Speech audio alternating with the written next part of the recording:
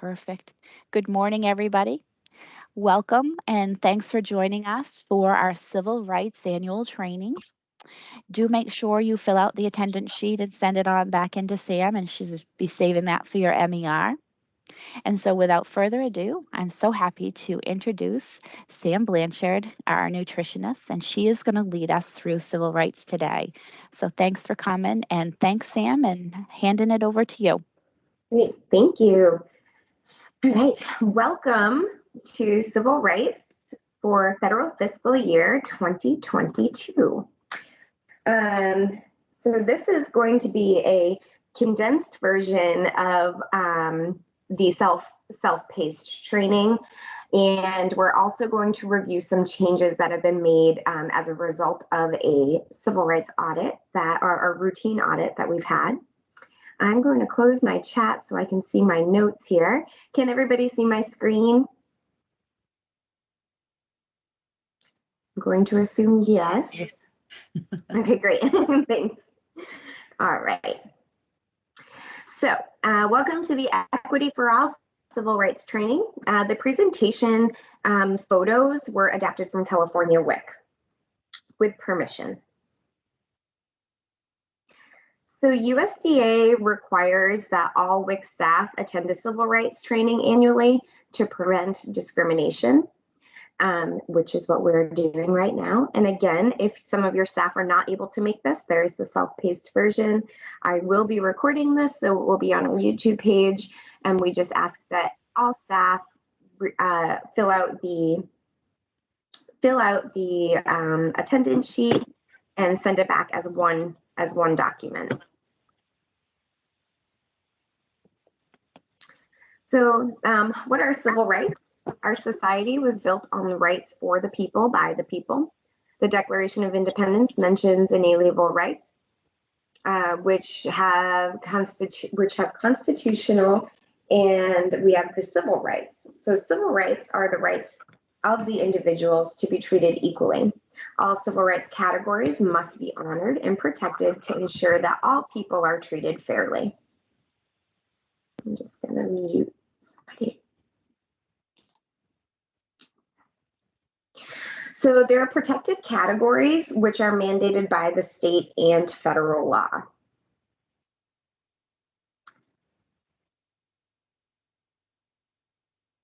And both state and federal WIC protected civil rights categories are listed on the rights and responsibilities page on page 3 of the WIC participant booklet.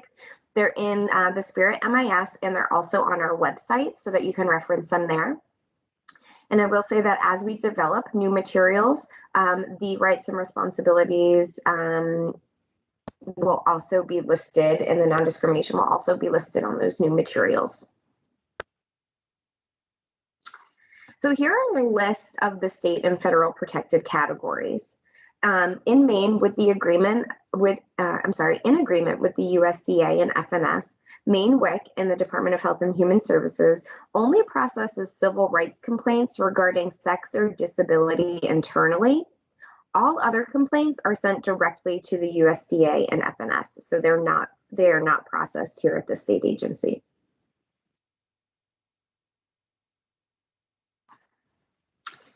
So now we're going to just review these protected categories. So race as an individual belonging to one of the accepted anthropological groups, or based on unusually or physical characteristics that a person is a member of a racial group. Color of skin, including shades of skin within a racial group. National origin. The country or a part of the world that an individual or his or her ancestors are from. Most complaints associated with language or accents are covered in this section. Age discrimination. So the Age Discrimination Act of 1967 applies to any person 40 years or older. This includes, so sex includes gender, sex, so gender, sexual harassment, pregnancy, childbirth, and breastfeeding. Includes gender and sexual harassment as well as pregnancy in the breastfeeding status. This means pregnancy-related conditions are protected, including mastitis, gestational diabetes, postpartum depression, loss or end of pregnancy, or recovery from loss or end of pregnancy. Lactation accommodations require employers to provide personal time to allow employees to express breast milk. And a place to pump in private that is near the workplace. So a toilet stall is not acceptable. Disability, it could be physical or mental. Yes to those clapping hands. Disability could be physical or mental impairment, permanent or temporary. Creed, a followed spiritual belief. This is important to note that this does not have to be an organized group, traditional or denominational, or world religion in order to be protected. And then sexual orientation, the direction of one's affection, sexual or emotional attraction involving others. In addition to these protected categories, the USDA also requires accommodations for individuals with disabilities and/or limited English proficiency. So now we'll talk about limited English proficiency. So the Americans with Disabilities Act, ADA, is the most comprehensive federal legislation that prohibits discrimination against people with disabilities. So who is protected by ADA? ADA protects individuals with disabilities. A disability is a physical or mental impairment that substantially limits an individual's major life activities. Major life activities means functioning such as caring for oneself, performing manual tasks, walking, seeing, speaking, breathing, learning, and working. This includes functions of the immune system, normal cell growth, digestive, bowel, bladder, neurological, brain, respiratory, circulatory, cardiovascular, endocrine, and reproductive functions. And that was from the ADA Amendment Act of 2008, which have included those. In addition to women, infants, and children must be accommodated if medically or nutritionally warranted. So this would be done through tailoring of the nutrition food package, for instance. ADA mandates reasonable accommodations. Reasonable accommodations is a modification or adjustment to enable individuals with disabilities to have equal access to benefits and privileges of a service or program. So this can include changing existing facilities to make them accessible or usable, acquiring or modifying equipment, modifying tests, training materials or policies to accommodate program practices or disabilities. So these are, it's the space in which your clinics are located, which is why we do look at things when you're opening up a new clinic. We do look at all of this information just to assure that everybody is being accommodated. So next, state and local agencies must take reasonable steps to ensure meaningful access to program information and services by people with limited English proficiency, which we'll abbreviate as LEP. These services include providing interpreters and providing printed materials in different languages. So who is protected under this category? Individuals for whom English is not their primary language and who have limited ability to read, speak, write, or understand English. Local agencies must adhere to the LEP policies and procedures by the taken by LA staff. So proper identification of individuals needing language assistance, you must include them in the LEP group. There must be consistent provisions of interpreter services to LEP participants and documentation and participant records when interpreter services are refused. Service provisions for LEP participants may depend on the number and frequency of the LEP participants served. shortage of resources does not eliminate the LEP requirement. So if a participant decides that they would like that their LEP, limited English proficiency, and they decide that they do not want an interpreter, you just have to document it in their record that they denied that service. And that's really important because it can help in the future if anything were to happen with a civil rights complaint. So now that we've reviewed these protected classes, we're going to look at some potential causes for civil rights complaints. The first would be, one of many reasons would be stereotyping, which is a preconceived or oversimplified generalization involving beliefs about a particular group. This is what we think about a group of people. So for an example, all police officers eat donuts, or all women are bad drivers. Stereotypes can be negative, but they can also be positive. And positives do not consider individual characteristics based on what they hear, read, or believe, based on someone who primarily thinks or behaves. So an example of a positive stereotype would be all breastfeeding mothers are caring and nurturing. Next would be prejudice. So this is a rigid, unfavorable judgment or an opinion performed beforehand without acknowledging or examination of the facts.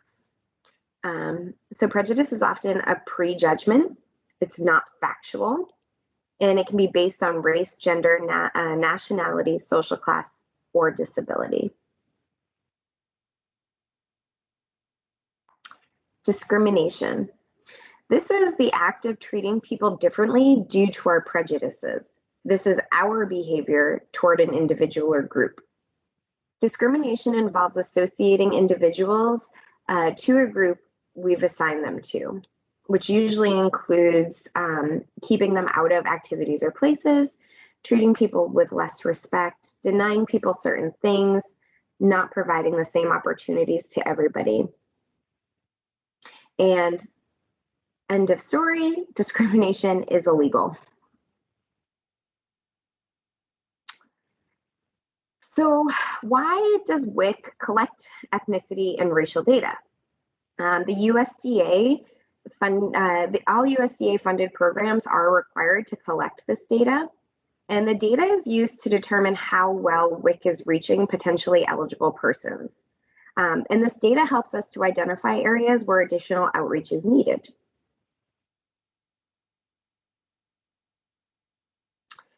USDA requires WIC to tell every participant that the collection of the information is strictly for statistical reporting requirements, and it has no effect on the determination of their eligibility for WIC benefits.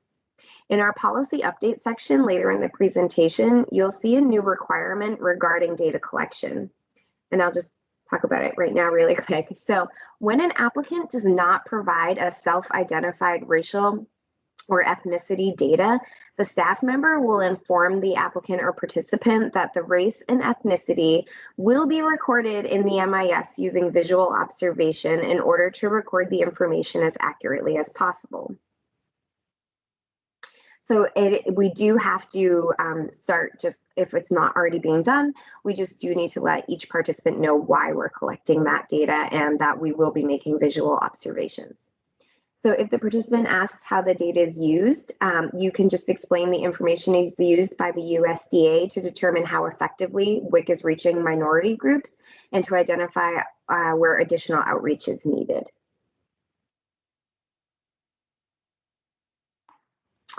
So oftentimes we can prevent conflicts from occurring by providing excellent customer service to our participants during individual consultations, group education, even front desk contact, even phone calls, and language on signage and outreach materials. So we want to be patient and polite, listen with patience and compassion, avoid sarcasm. We want to be empathetic. Don't be afraid to ask for help to resolve any situations, and smile whenever possible. Apologize when appropriate. And to avoid offending anybody, Be open to valuing the other person's opinion. Do not feel that you have the need to have the last word. That one's big. And treat everybody the same way, no matter where you are, how they look, and how they act.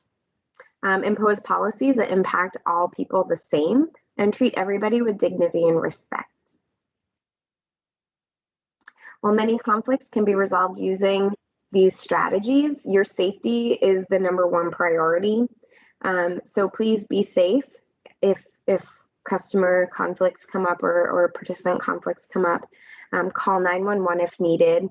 It is better to be safe than sorry, and trust your instinct.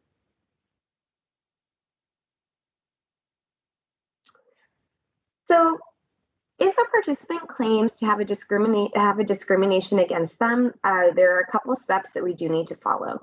So what are your responsibilities as the local agency? Step 1, you're going to apologize to the participant and inform a supervisor immediately. Just so you know, participants do have up to 180 days after an incident to report a complaint. And these complaints may be written, verbal, or they could be anonymous. Next, if the supervisor cannot resolve the situation, you're going to share the rights and responsibility information with the in the WIC participant booklet or on our webpage. You're going to give that to the participant who's making the complaint. And then you're also going to assist the participant with filling out a complaint form if necessary. Again, we want to treat everybody equally, so if they need assistance with that, that is our job to do that. You can find all of this information in our WIC program manual procedure CR4, and it will tell you exactly what details are required when filling out a complaint. And you can also, you have to record this in your civil rights complaint log, which your director or supervisor will have, and they have access to that. So you'll be able to upload it right onto the complaint log. So after you help the participant fill out the complaint, if they would like assistance with that, they're going to send the complaint to the addresses listed on the screen. And one thing to know is that the agency has to respond within 5 days. So if somebody does send this complaint, they'll hear back immediately or almost immediately within 5 days of receipt of the complaint. While this is all happening, you must protect the individual's confidentiality. So details of the complaint should only be shared among your supervisor and the person that's filing the complaint, with the WIC Civil Rights Coordinator and staff involved in the incident.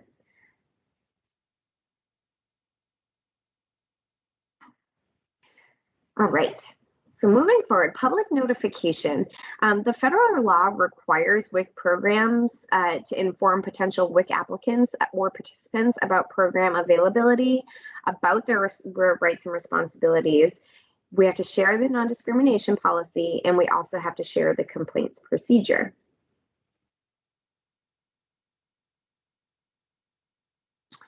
So USDA requires that all posters are placed where they're easily visible. And agencies should check their injustice for all posters to ensure that they're posting the correct version, which is September of 2019. I think most all of you had participated in our civil rights audit in the last couple of months, so I think that everybody's up to date. And again, these need to be somewhere where they're easily visible, because it does have the information about how to file a civil rights complaint. So having these in where you're doing your certifications or by the front desk is really important for accessibility reasons. So on that form, there's the non-discrimination statement, and there are two kinds of non-discrimination statements. There's the full version and the shortened version. Maine WIC program policy CR1 provides details on how to use and when to use each statement. And we'll review some changes in the statement later in the slideshow. So the non-discrimination statement is not required for nutrition education or breastfeeding promotion and support materials, or any materials that strictly provide a nutrition message.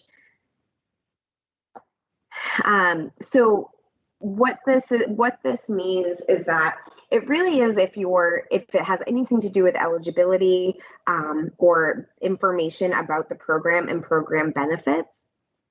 But if you're giving information about the benefits of strawberries or fruits and veggies, it does not have to be on that document. It does, however, have to be on social media. That has been a new change.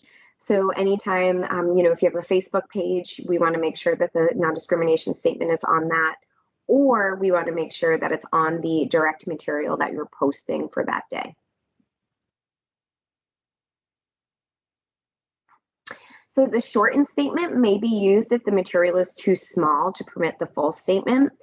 And again, we'll go over this new change in CR1 in our policy.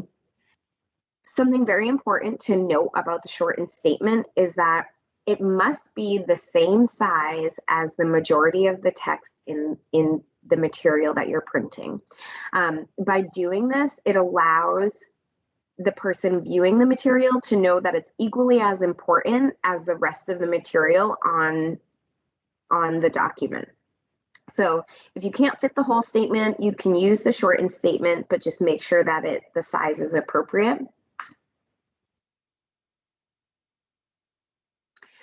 So we're going to talk about monitoring visits now. So when the WIC state agency conducts an MER, we will check to ensure that WIC clinics are complying with the civil rights laws and regulations. And we'll also be checking to make sure that staff attend annual civil rights trainings.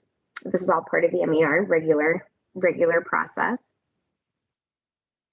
And if the state WIC finds that local agency have not complied with WIC civil rights laws and regulations, the agency will be asked to develop a corrective action plan and resolve the errors. State WIC will follow up to ensure the errors have been corrected. And we usually would do this on your off year of your MER. However, we can ask for a more strict corrective action plan where we may require you to send in more information on a more regular basis. Great. So over the last few months, the WIC state agency has been going through a civil rights audit with FNS, and this is a routine audit. All state agencies go through one of these. And then in October of 2021, when the state plan for federal fiscal year 22 is published, you're going to see some changes in the civil rights section.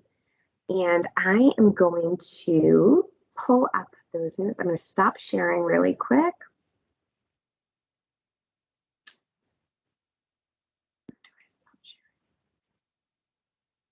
Oh, and stop presentation. There it is. Okay.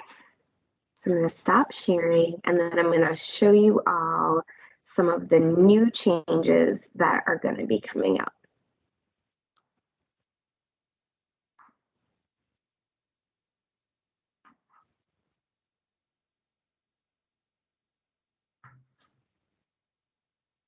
Just bear with me here.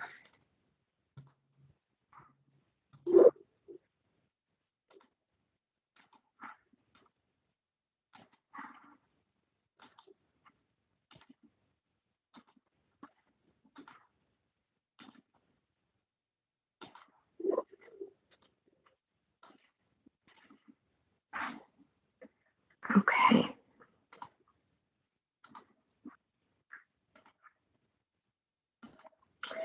So it's going to look a little messy, but I just wanted to show you I left the track changes on so that we can look at, to see what the changes are that have occurred. So civil rights policy, oops, I'm sorry, I thought I pulled up CR1. Okay. CR1, which is public notification requirements and the non-discrimination notification. So procedure 1, we have included the non-discrimination statement must be added to all web pages, social media, and printed materials. And then this is the updated non-discrimination statement for the USTA for printed materials. And you can find that on our webpage. And then here's the non-discrimination statement for online materials. This whole section was added. We had them as one before, so now you know how to find the online materials. And there are hyperlinks so that you can, when you go to our website, you can just click on the hyperlinks and it will help you to fill out the forms there. We have also included the main non-discrimination statement. And this is for both internet and printed materials. This section talks about the and justice for our, this institution is an equal opportunity provider. So this is the shortened statement, and it's just giving more details about when and where this use of the non-discrimination statement is appropriate. So that is for CR1. The next one will be CR3. Oops, I think I got that one. Okay. So for CR3, this is data collection and reporting. So changes that you will see right in procedure 1.1, we do need to explain that the collection of racial and ethnic data is for the purposes of compliance with civil rights laws, and that their response will not affect their program eligibility. This will be checked during MERs. This will be something that when we are sitting in at appointments, we are going to listen for these words or a variation of these words. But we just want you to know that this is something that is very important. It must be asked, and we will be checking for it. This section will also be checked during MERs. When an applicant does not provide self-identified racial and ethnicity data, the staff member shall inform the applicant and participant that race and ethnicity will be recorded using visual observation. I have found from personal experience, when I have said this to participants, they usually, and you explain that it's not going to affect their eligibility, it's for research purposes only, that they're, most of the time the participant will end up telling you anyway. But we do need to make this statement when we're working with participants. The next policy change would be CR4, which is our complaints process. So our complaints process changes. Oh, here we go.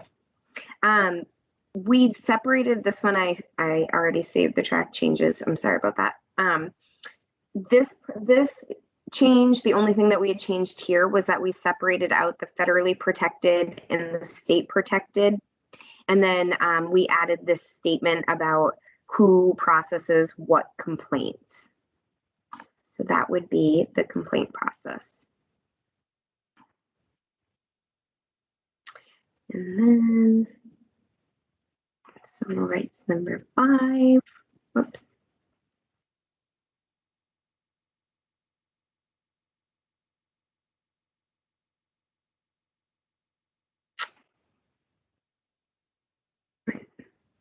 I guess I'll skip to 7 while that opens.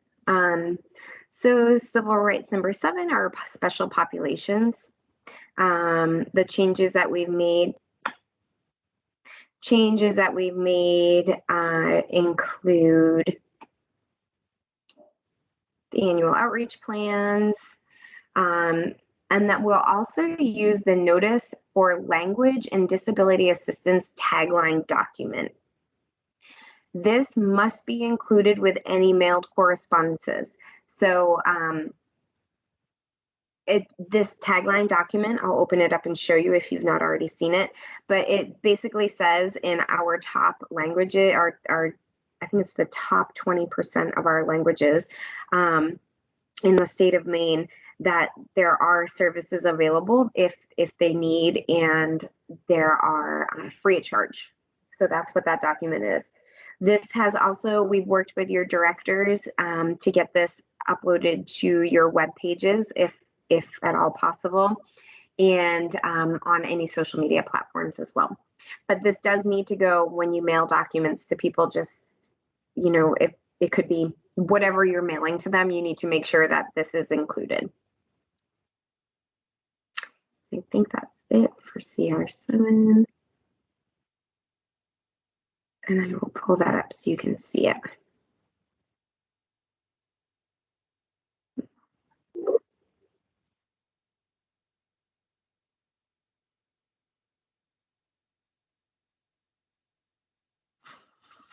Here you are. So you'll just print this out. And it's kind of like that language poster that you have next to your front reception areas that just says, you know, need help if you have any difficulty understanding English or have a disability. Free language assistance or other aids and services are available upon request. Please contact your local agency for more information.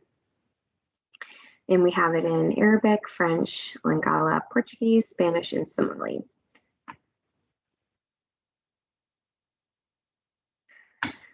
The next policy that you'll see some changes on are the civil rights training policy.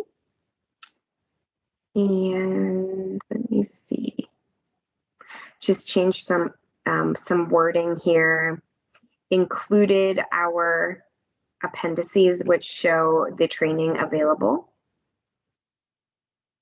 It's pretty simple.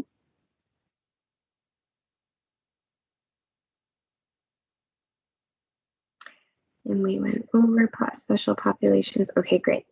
And now I'm just going to show you what the civil rights complaint log looks like.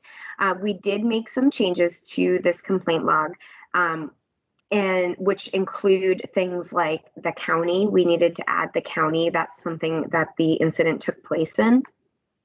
We've included a space for email. So the changes are in red on this.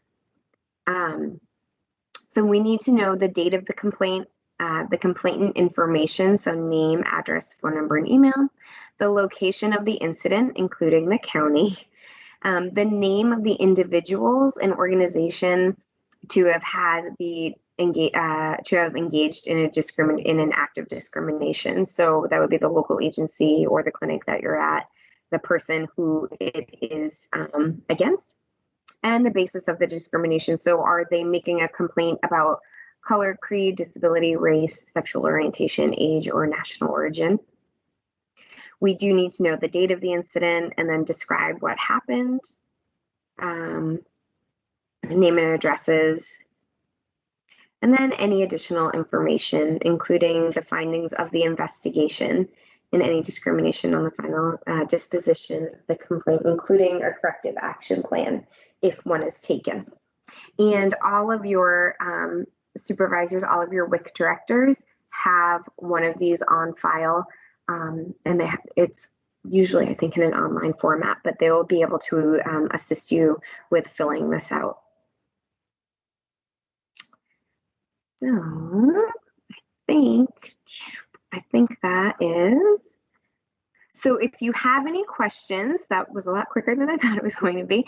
If you have any questions, you can reach out to me at samantha.blanchard@maine.gov, or you can give me a call, or you can go ahead and type in the chat box, and I would be happy to try to assist.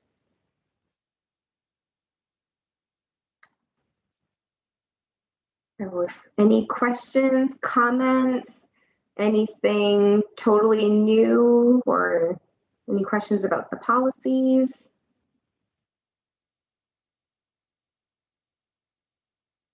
No. Great.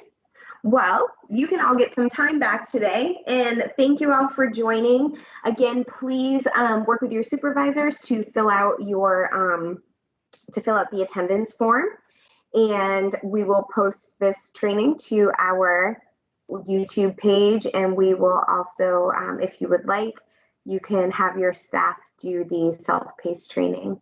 So thank you so much for joining. Have a great day. Thanks, Sam. Thanks, everybody, for joining us. Have a great day.